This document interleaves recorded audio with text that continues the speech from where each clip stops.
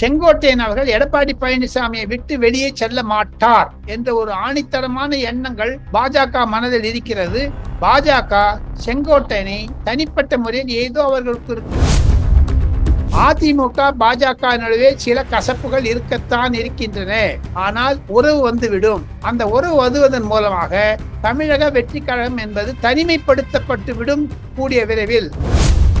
சீமான் கட்சி கூட்ட சேர்த்துவார்கள். என்டிஏ என்று சொன்ன பிறகு அதில் ஓ பன்னீர்செல்வம் வந்தால் 117 117 என்று பிரித்து கொண்டால் பாஜகவிற்கு கிடைக்கக்கூடிய 117 இருந்து ஓ பன்னீர்செல்வத்துக்கும் டிடி தினகரனுக்கு கொடுத்து விட்டு மீதி கட்சி. ஆனால் அனைத்து பாஜக மந்திரிகளுக்கும் நரேந்திர மோடி சொல்லிவிட்டார், தமிழகத்தின் மீது இனி கவனம் செலுத்த வேண்டும் என்று. அதன் ரீதியாக பார்த்தால் ஏப்ரல் 6ஆம் தேதி ராமேஸ்வரத்திற்கு வரக்கூடிய பிரதமர் நரேந்திர மோடி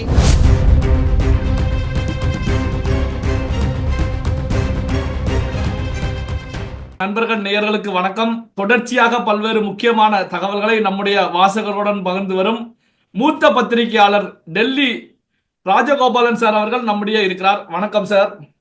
நமஸ்காரம் பாய். நமஸ்காரம். சார், இப்போ விஜய் அவர்களுடைய இந்த பொதுக்குழு கூட்டத்தை பொறுத்த வரைக்கும் அதுல அழுத்த திருத்தமாக விஜய் முன் வச்சது என்ன அப்படின்னா, இந்த 2026 தேர்தல் திமுகவுக்கும் தாவேகாவுக்கும் இடையிலான ஒரு தேர்தல் அப்படிங்கிற கருத்துக்களை முன்வைக்கிறாங்க. இதற்கான காரணம் இந்த பக்கம் தேசிய ஜனநாயக கூட்டணி அலையன்ஸ் வலுவாக உருவாகுவதுதான் இதற்கான காரணமா சார்? ஆமா, உண்மைதான். கண்டிப்பாக தாவேகா என்பது இன்னும் நிரூபிக்கப்பட முடியாத கட்சி. அவருடைய கட்டமைப்பே தெரியாது. அவருடைய கொள்கை கூட்டணிகள் என்ன தெரியாது. 5 தலைவர்களை வைத்து நடத்தினால் அது ஆட்சி அல்ல, அது கட்சி அல்ல.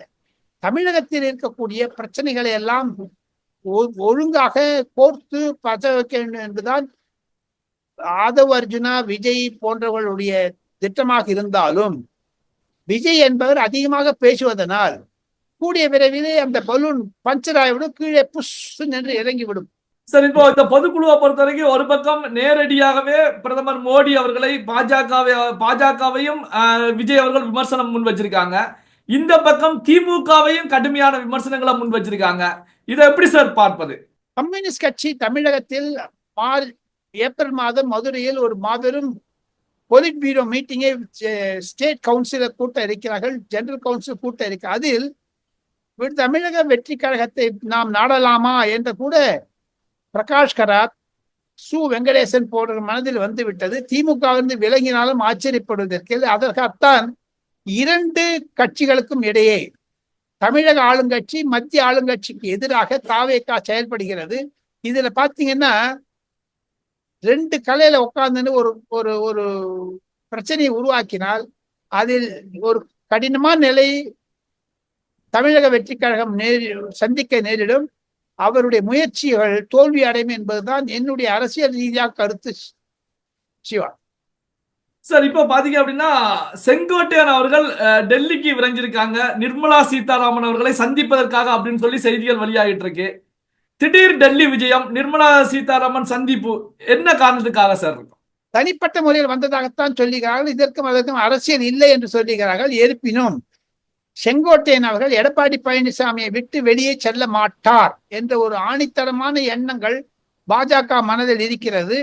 பாஜக செங்கோட்டையனை தனிப்பட்ட முறையில் ஏதோ அவர்களுக்கு இருக்கக்கூடிய சில பிரச்சனைகள் காரணமாகத்தான் டெல்லி வந்தார் என்று நான் கேள்விப்படுகிறேன். அதற்கு அரசியல் சம்பந்தம் இல்லை என்று தான் சொல்லுகிறார்கள். சிவா சார், இப்ப அமித்ஷா அவர்கிட்ட கேட்கும் போது கூட அதிமுக பாஜக கூட்டணி குறித்து கேள்விகள் கேட்கும் போது விரைவில் தெரிவிக்கப்படும் அப்படிங்கிற கருத்துக்களை முன் வச்சிருந்தாங்க. அப்போ அதிமுக பிஜேபி அலையன்ஸை பொறுத்த வரைக்கும் உறுதி செய்யப்படக்கூடிய நிலையில இருக்கிறது அப்படின்னு கூட நாம எடுத்துக்கலாம். இந்த அலையன்ஸ் உறுதி செய்யப்படக்கூடிய நிகழ்வு இப்போ தமிழ்நாட்டில் டிவிக்கு தமிழக வெற்றி கழகத்துடைய வருகைக்கு பெரிய பாதிப்புகளை ஏற்படுத்துமா சார்? கண்டிப்பாக பாதிப்பு. இது உண்மையை சொல்ல போனால் ரியல் ஒன் நேயர்களுக்கு உண்மையை சொல்லியாக வேண்டும். அதிமுக பாஜக நடுவே சில கசப்புகள் இருக்கத்தான் இருக்கின்றன. ஆனால் உறவு வந்துவிடும்.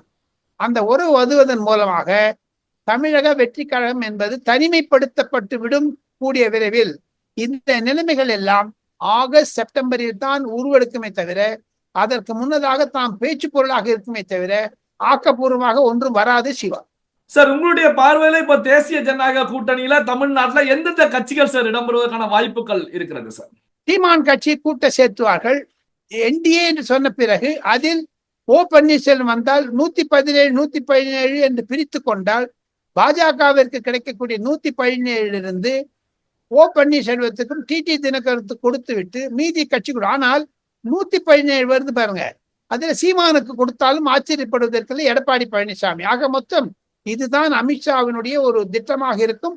அந்த திட்டம் செப்டம்பர் அக்டோபர் தான் உருவெடுக்கும். சிவா சார், எப்பவுமே நம்முடைய வாசகர்களுக்கு இறுதியில ஒரு அப்டேட் கொடுப்பீங்க. அந்த அப்டேட்டுக்காக, அந்த ஹாட் நியூஸுக்காகவே நம்முடைய வாசகர்கள் காத்துக்கிட்டு இருப்பாங்க. இந்த வீடியோவில் நீங்க தெரிவிக்கக்கூடிய அந்த நியூஸ், ஹாட் நியூஸ் என்ன சார்? அந்த ஹாட் நியூஸ் என்பது 6 முறை பிரதமர் நரேந்திர மோடி அடுத்த ஒரு வருடத்துக்கு தமிழகம் வர இருக்கிறார். எப்படி லோக்சபா சமயத்தில் வந்தாரோ அதே மாதிரியான தீவிரம் முயற்சிக்கப்படும்.